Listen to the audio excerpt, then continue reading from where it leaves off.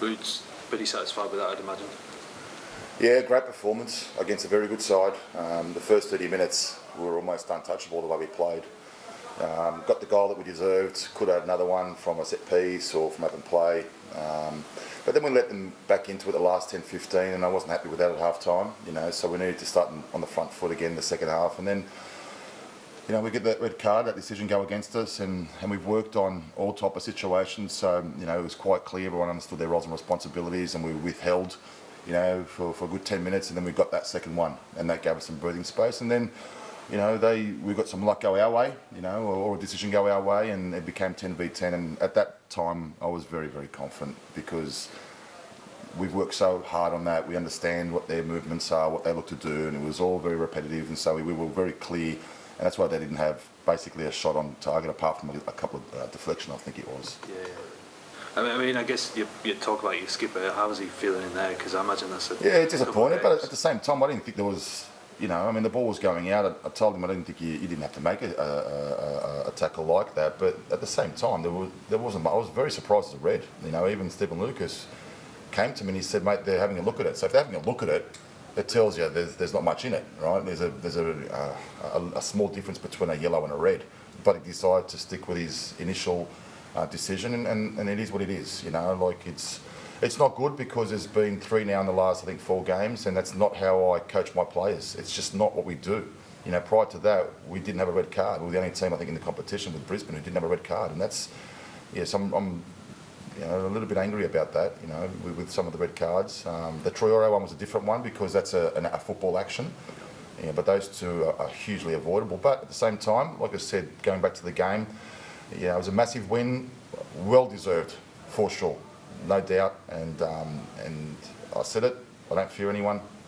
Said it a few weeks ago, and I still believe that that's the case, and it's only forward for us. And I know Moore's only been in the country a couple of weeks, but that was probably his best showing, wasn't it? He played a part in both goals. Yeah, and that's what he does, and he's got that X factor about him. He's extremely quick. He'd be a headache for defenders. He can go inside you, outside you. He can move the ball both ways. He can go through you as well. He's got a great shot on him. You haven't seen the strikes because that training he just does not miss, right? So we're yet to really unleash him. It's going to take probably another couple of games for him to get really at that level, but he's also a winner. The big change in the players that I've brought to the club is the mentality of this group.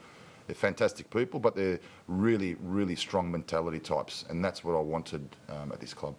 When you were making the subs, what was you thinking when Marcelo was going off? Was it because my first thought was you might take Amor off because of the legs? Yeah. What was the thinking with Yenny? No, look, it's always interesting what to do. You have a look at where they're at. You have a look. Yenny hasn't played the last 2 weeks, obviously, and he probably didn't have the impact that he wanted and we wanted to have because they tried to force us down our right-hand side. So he was probably starved of the ball quite a bit in that game. But it was more the lack of game time he's had, and Amor needs to keep building. And again, he's looked really good during the week. And when he puts in a couple of big efforts and when he gets going, I asked him and he looked okay. He looked physically okay. The body language was quite positive as well. So I made a decision there, and it's always a sacrificial one for the team, but it's something that's got to be done. And the boys are great because they put the team first all the time. You guys, the Mariners, if everything goes to plan, are likely to meet later in the season, potentially in the finals. What? I'm not jinxing it for you, don't worry.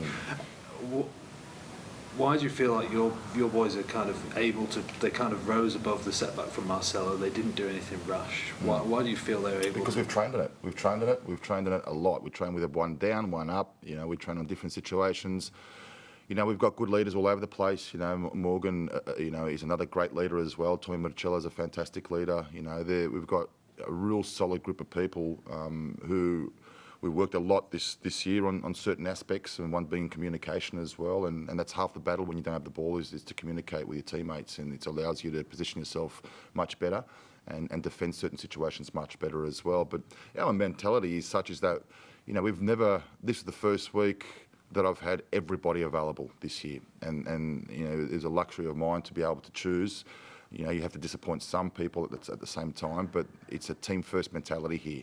Irrespective of who they are, they keep their egos out of the dressing room, out of the football club, and that's what you want, right? So For me, whether Marcelo's missed games before and Beeds came in Derby and did a fantastic job as well. So nothing really changes. But again, it's down to them understanding their roles and responsibilities. That's the key.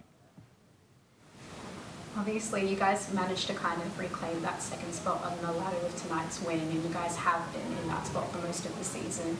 Are you guys feeling confident in being able to challenge Melbourne City for that championship this year? Yeah. I said this after the Derby, even after we lost that game. This team, and I know my team quite well, with the additions that we brought into the team during the summer window, is only going to get better and stronger. And the more they play with each other, that first 30 minutes, some of the football we played, and some of the football we're playing the last 4 or 5 games now is good, and it's going to get better. And it depends on who who plays and what my decisions mine are to make week in, week out. But we're only going one way. This team is very, very driven as a group.